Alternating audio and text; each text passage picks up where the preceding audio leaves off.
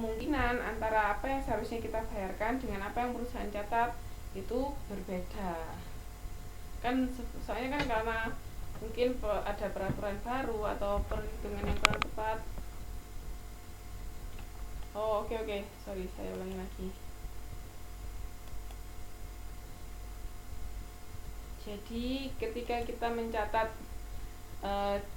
pajak-pajak penghasilan atau pajak-pajak yang lain juga sama, itu kan akuntan perusahaan kan pasti mencatat.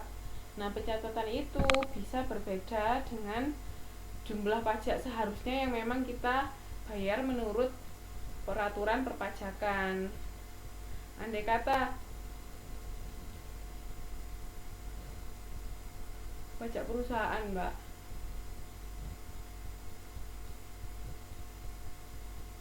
pajak perusahaan bukan pemegang saham.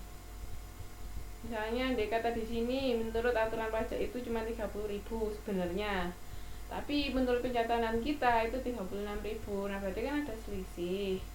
Cara mencatatnya, pajak penghasilan itu 36.000 kan, karena sudah kita catat kan pajak penghasilan 36.000, tapi utangnya kita cuma 30.000. Karena apa? Karena nantinya yang kita bayar itu cuma 30.000 yang sesuai dengan peraturan perpajakan. Jadi debitnya pajak penghasilan, kreditnya utang pajak penghasilan yang hanya 30.000, sedangkan sisanya itu penangguhan PPh sebesar 6.000. Paham Mbak Kasiti?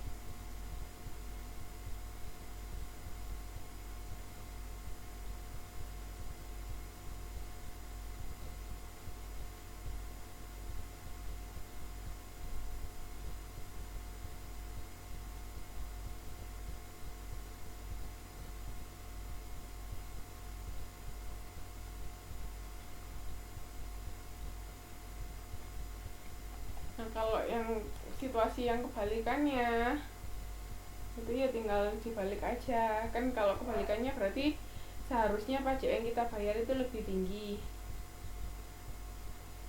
Pajak yang ditangguhkan itu biasanya bisa untuk periode berikutnya, Mbak.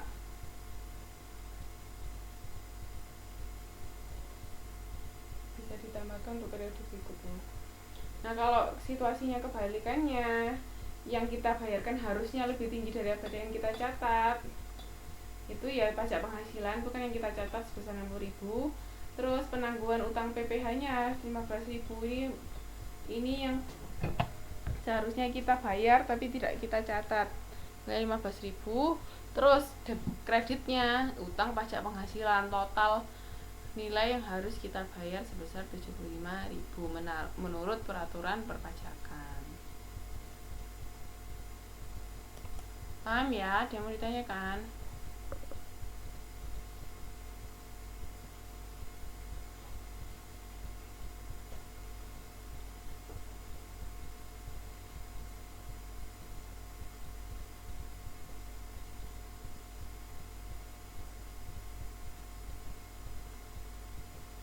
Oke, saya lanjutkan. Karena penyisian saldo laba, PTX memiliki laba yang ditahan sebesar 200 juta dan bermaksud menyisihkannya untuk tujuan perluasan pabrik sebesar 50 juta. Ini cara mencatatnya tinggal laba, saldo laba terhadap penyisian untuk ekspansi sebesar 50 juta. Jadi kan labanya berkurang. Begitu mencatatnya. Nah, terus sekarang kita masuk ke jenis dividen. Dividen itu bagian laba yang didistribusikan oleh direksi perusahaan kepada para pemegang saham. Bentuknya bisa berupa kas, bisa berupa saham perusahaan sendiri atau saham bonus atau aktiva lain selain kas. Jadi terserah dividen itu pembagiannya dalam bentuk apa, terserah perusahaan berdasarkan mungkin keputusan direksi atau berdasarkan keputusan rapat umum itu. Syarat pembagian dividen, perusahaan mempunyai laba yang ditahan cukup jumlahnya. Kayak yang tadi saya bilang, walaupun perusahaan itu laba, tapi belum tentu dia akan membagikan dividen karena dilihat laba ini cukup nggak untuk kegiatan operasional di periode berikutnya. Perusahaan memiliki cukup kas atau aktiva lain yang akan dibagikan, sama ada keputusan resmi dari direksi. Terus tanggal yang berhubungan dengan pembagian dividen itu ada tanggal pengumuman. Ketika diumumkan itu sudah harus dicatat. Terus tanggal pencatatan itu pada akhir tahun sama pada saat tanggal pembayaran.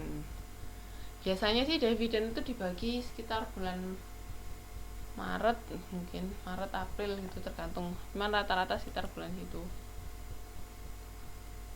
Nah, faktor-faktor penentuan dividen itu bisa posisi modal kerja, terus sumber-sumber yang diperlukan untuk rencana ekspansi. Nah, jadi kalau misalnya perusahaan tahun ini perlu mengganti mesin-mesin yang ada di perusahaan ya, sehingga membutuhkan biaya sangat besar, berarti dia nggak membagikan dividen, itu bisa. Terus tanggal jatuh tempo utang yang besarnya cukup berarti, jadi yang harus didahulukan adalah utang. Jadi kreditur sama investor mana yang harus didahulukan ketika misalnya perusahaan itu bangkrut?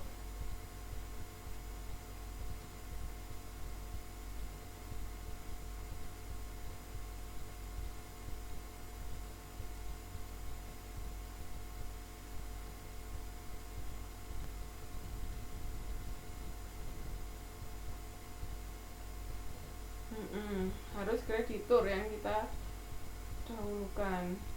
Andai kata, halo, hilang kah? Andai kata perusahaan misalnya bangkrut ya, kan kreditur dulu yang didahulukan. Terus kalau misalnya sudah didahulukan, sudah dilunasi utangnya, masih ada sisa, itu baru dibagikan ke pemilik atau investor. Jadi tetap yang harus diprioritaskan ketika perusahaan itu bangkrut adalah kreditur. Terus prospek usaha di masa depan dan ramalan keadaan perekonomian dan industri di masa depan itu juga. Nah, ini contohnya tanggal 1 Desember 2010 perusahaan mengumumkan dividen tunai untuk tahun tersebut sebagai berikut. 5.000 lembar saham prioritas nominal 10.000 sebesar 10%, sama 100.000 lembar saham biasa nominal 5.000, terus lembarnya Rp300 dividennya. Cara menghitungnya ini 35 juta. Tahu dari mana 35 juta?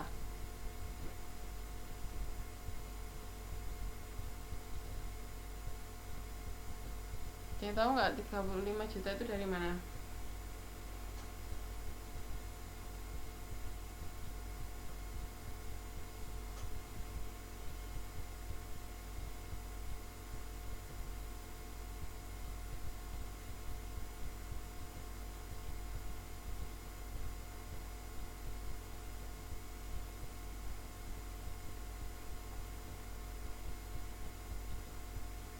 Yang tahu 35 juta dari mana?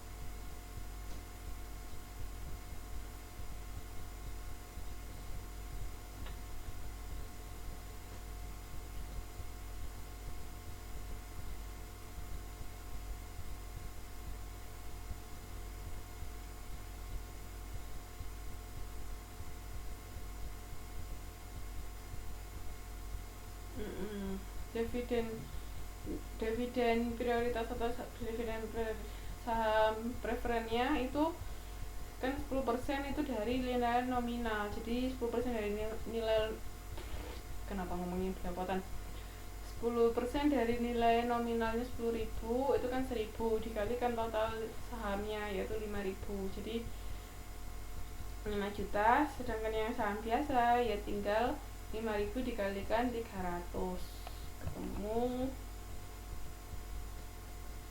berapa? 15 kali 2 juta.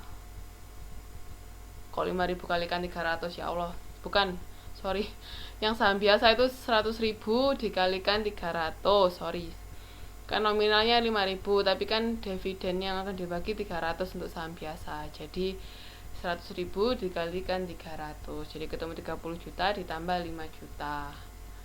Ketika mencatat itu ketika pengumuman ya, ini kan kayak tadi kan ketika pengumuman itu dividen tunai di debit, kreditnya utang, dividen tunai karena belum kita bayar makanya sebagai utang. Terus ketika akhir tahun jurnal penyelesaiannya laba ditahan pada dividen tunai sebesar